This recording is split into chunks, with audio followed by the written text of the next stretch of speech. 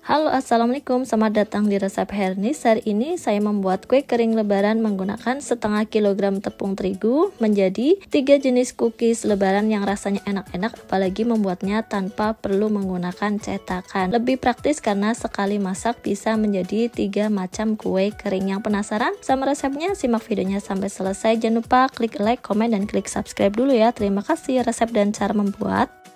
Pertama, siapkan adonannya terlebih dahulu. Siapkan 325 gram margarin dan 75 gram mentega atau butter. Gula halus 100 gram. Mixer semua bahan sampai tercampur merata. Mixernya tidak perlu terlalu lama, sampai adonan tercampur merata saja. Tidak perlu sampai adonannya mengembang ya, karena kalau adonannya terlalu mengembang atau terlalu lama mixer, nanti ketika dipanggang adonan kuenya jadi melebar atau melebar. Tambahkan 2 butir kuning telur. Aduk-aduk sampai adonan tercampur merata. Tambahkan 1 saset vanili bubuk.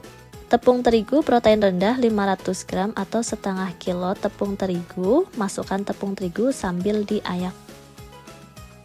Kemudian tepung maizena 100 gram. Masukkan tepung maizena juga sambil diayak ya. Susu bubuk full cream 4 sendok makan. Susu bubuk jangan sampai ketinggalan supaya rasa kue keringnya lebih harum dan lebih enak. Selanjutnya, aduk semua bahan sampai tercampur merata. Mengaduknya menggunakan spatula ataupun menggunakan centong nasi ya, supaya adonannya cepat tercampur merata. Mengaduknya jangan langsung menggunakan tangan supaya adonannya tetap bagus dan hasil kue keringnya tidak melebar atau melebar saat di oven nanti. Adonan sudah tercampur merata, siapkan 3 wadah karena saya akan membuat 3 jenis kue kering. Bagi adonan menjadi 3 bagian sama banyak, masing-masing mangkok saya isi dengan adonan beratnya 188 gram ya. Jadi Bunda bisa timbang dulu adonannya jadi berapa, kemudian dibagi menjadi 3 supaya hasilnya bisa sama banyak. Lalu tutup adonan menggunakan plastik untuk adonan yang belum dicetak atau belum digunakan supaya adonannya tidak kering.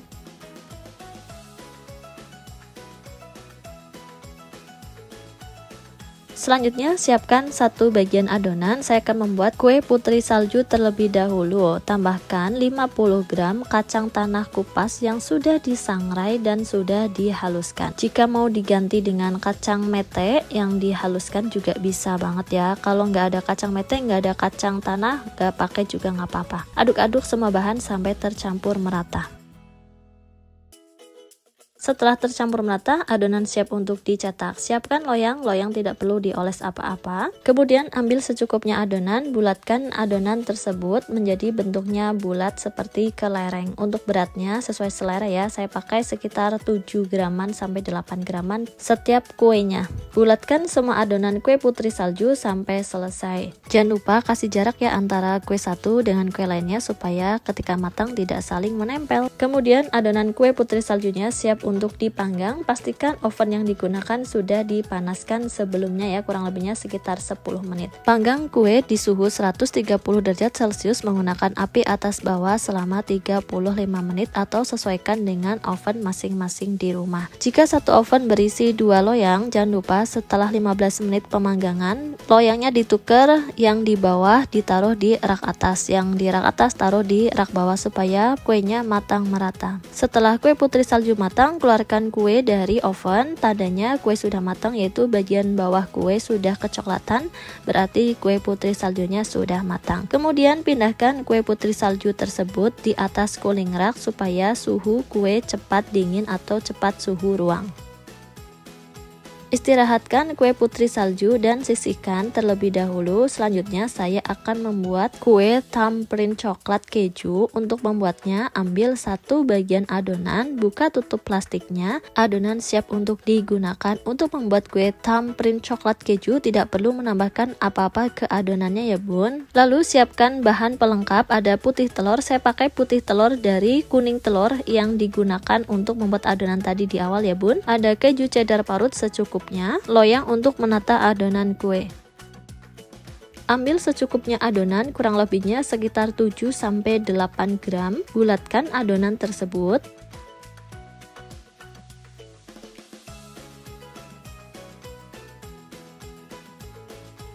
Lalu tekan bagian tengah adonan dengan jempol. Nah, seperti ini ya bun. Dinamakan kue tamrin karena menggunakan jempol untuk mencetaknya. Seperti ini jadinya.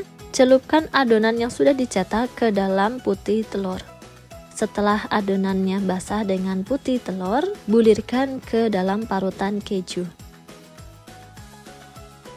Lalu rapikan supaya bagian tengahnya tidak tertutup dengan keju.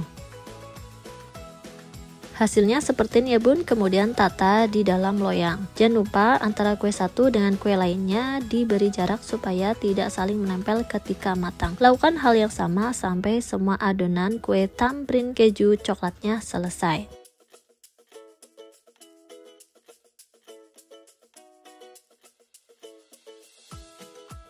Setelah semua adonan selesai dicetak, selanjutnya siap untuk dipanggang. Pastikan oven yang digunakan sudah dipanaskan terlebih dahulu, sekitar 10 menitan sebelum digunakan ya bun. Panggang di suhu 130 derajat Celcius menggunakan api atas bawah selama 40 menitan, sesuaikan dengan oven masing-masing di rumah ya. Jika satu oven berisi 2 loyang atau 3 loyang, jangan lupa loyangnya ditukar ya, di rak bawah ke rak atas ke rak bawah supaya matang merata kuenya. Setelah di oven kuenya sudah matang, warnanya menjadi kecoklatan seperti ini ya bun. Kemudian pindahkan kue di atas cooling rack.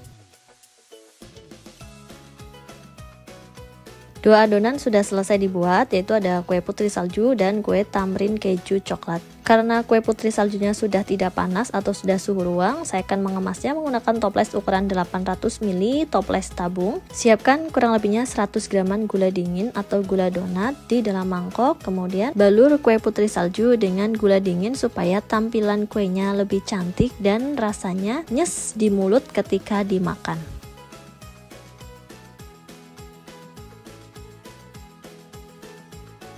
Setelah kue putri salju dibalur dengan gula, hasilnya seperti ini ya, jadi lebih cantik, nggak polosan. Lalu susun yang rapi kue tersebut di dalam toples.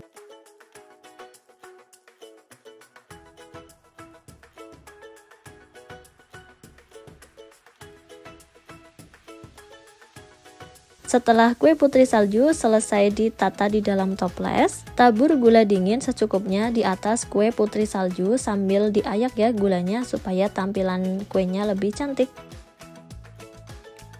Kemudian tepuk-tepuk secara perlahan supaya kuenya tidak hancur ya bun. Tujuan dari menepuk-nepuk seperti ini supaya gula dinginnya bisa turun ke bagian bawah kue putri salju. Nah, hasilnya seperti ini. Kue putri saljunya sudah jadi. Saya sisihkan terlebih dahulu. Selanjutnya saya akan memberi topping kue tamrin coklat kejunya menggunakan DCC atau coklat masak yang sudah dilalaikan. Saya gunakan coklat masaknya secukupnya saja ya bun. Lalu tuang coklat tersebut secukupnya di atas kue tamrin kejunya. Nah, seperti ini ya. Untuk DCC-nya atau coklat masaknya yang dilalaikan tanpa ditambah dengan apa-apa ya bun, supaya rasanya lebih nyoklat, tidak perlu ditambah dengan margarin atau minyak ataupun bahan lainnya.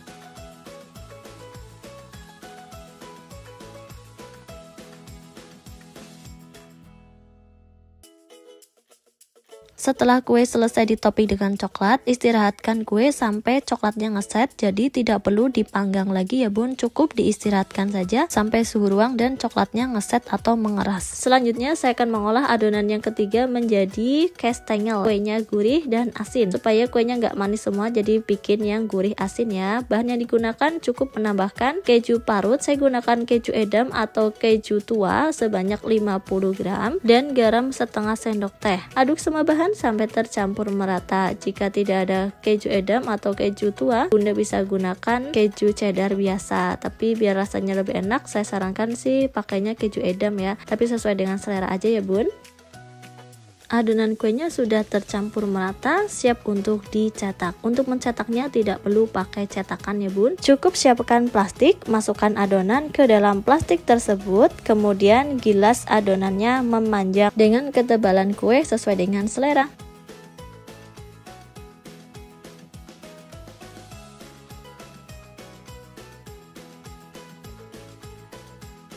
Kemudian buka plastiknya, potong-potong adonan menjadi kurang lebihnya ukurannya sekitar 5 cm, panjangnya, lebarnya sekitar 1 cm saja ya bun, atau sesuai dengan selera masing-masing.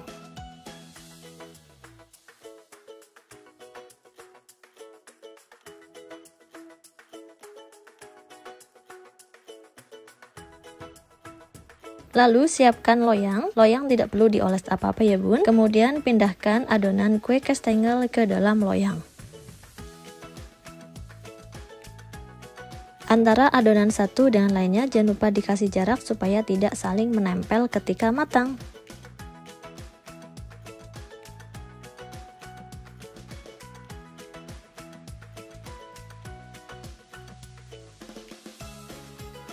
Adonan kastengel sudah selesai dicetak. Selanjutnya, Bunda bisa panaskan oven terlebih dahulu sebelum Bunda gunakan untuk memanggang adonan kue ya. Nah, untuk bahan olesannya, saya gunakan 1 butir kuning telur ditambah dengan minyak goreng 1 sendok makan. Aduk-aduk sampai tercampur merata. Saya tambahkan pewarna makanan warna kuning telur sebanyak 2 tetes. Aduk-aduk sampai tercampur merata. Untuk pewarna makanannya opsional, boleh pakai boleh enggak sesuai dengan selera masing-masing ya bun. Olesan kuning telurnya sudah jadi. Oles kuning telur tersebut di atas adonan kue kastengel.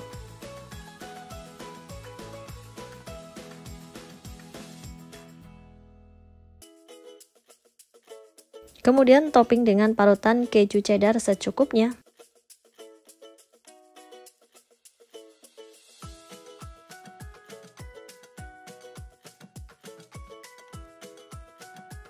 Setelah adonan kue kastengel selesai ditopping dengan keju parut, selanjutnya panggang adonan kue di dalam oven yang sudah dipanaskan sebelumnya. Panggang di suhu 130 derajat Celcius atau api sedang cenderung kecil selama kurang lebihnya 35 menit atau sesuaikan dengan oven masing-masing di rumah. Saya menggunakan api atas bawah. Jika satu oven berisi 2 loyang atau lebih, jangan lupa loyangnya ditukar rak atas ke rak bawah supaya kuenya bisa matang merata. Kue kastengelnya sudah matang, warnanya sudah menjadi kecoklatan. Angkat kue dari oven. Satu loyang berwarna lebih kecoklatan karena saya panggang 5 menit lebih lama. Kalau Bunda pengen warnanya menjadi kecoklatan seperti ini, berarti waktu ovennya sekitar 40 menitan. Tata kue di atas cooling rack supaya kue suhunya cepat stabil atau suhu ruang. Istirahatkan kue kastengel terlebih dahulu sampai suhunya normal atau suhu ruang, baru nanti bisa dikemas di dalam toples. Kue kastengel yang berwarna coklat sebenarnya ini nggak gosong ya bun, warnanya memang kecoklatan seperti ini. Nah seperti ini, kalau yang warnanya nggak kecoklatan, warnanya kayak gini. Oke, istirahatkan dulu sampai suhu ruang atau sampai tidak panas, baru nanti dikemas. Setelah kue kastengelnya selesai istirahat atau sudah tidak panas, kue kastengel siap untuk dikemas. Saya kemas menggunakan toples tabung ukuran 800 ml. Susun kue kastengel di dalam toples. Pastikan kuenya sudah tidak panas, baru disimpan di dalam toples ya, supaya kuenya tidak mudah berjamur.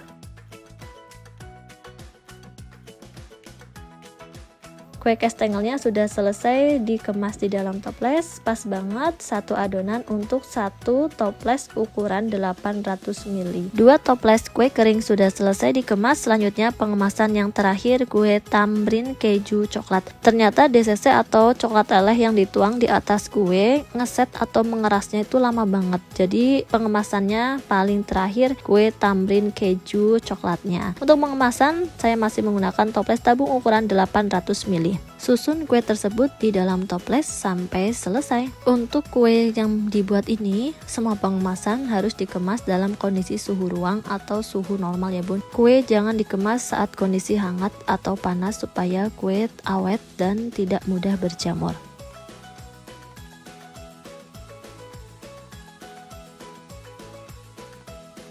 Kue tambrin keju coklatnya sudah selesai dikemas. Pas banget satu resep adonan bisa untuk satu toples ukuran 800 ml. Masih sisa ada 2 cookies, lumayan buat icip-icip.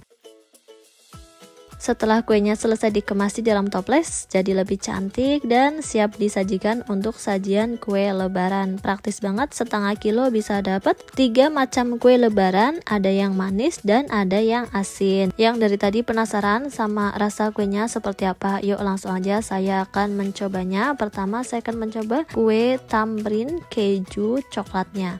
Untuk bentuknya atau teksturnya ini kokoh. Untuk rasanya saya coba terlebih dahulu. Bismillahirrahmanirrahim.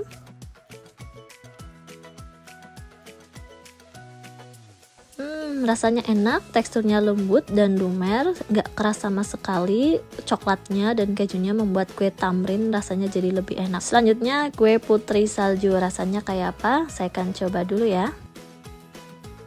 Rasanya enak, teksturnya lembut dan lumer di mulut, ada rasa kacang menjadikan kue putri saljunya rasanya lebih enak, ditambah dengan dingin nyes dari gula dinginnya. Ini enak banget, silahkan Bunda coba ya.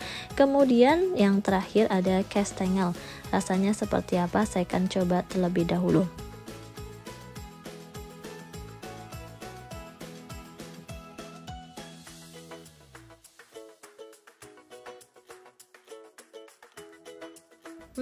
Rasanya enak menggunakan keju edam, jadi terasa aroma dan rasa kejunya, dan ini sih bikin nagih buat pecinta keju. Sekian video yang dapat saya sampaikan. Untuk ketiga kue ini teksturnya lembut semua, nggak ada yang keras, dimakan di mulut tuh teksturnya tuh lumer dan ini enak-enak. Bunda wajib coba di rumah ya, karena resepnya gampang dan praktis banget. Satu kali masak bisa bikin 3 macam kue tanpa menggunakan cetakan khusus. Sekian video yang dapat saya sampaikan, semoga videonya bermanfaat. Mohon maaf jika ada salah kata dalam penyampaian video ini. Terima kasih yang sudah menonton. Jangan lupa klik like, komen, dan klik subscribe. Jangan lupa di share supaya videonya lebih bermanfaat lagi. Wassalamualaikum.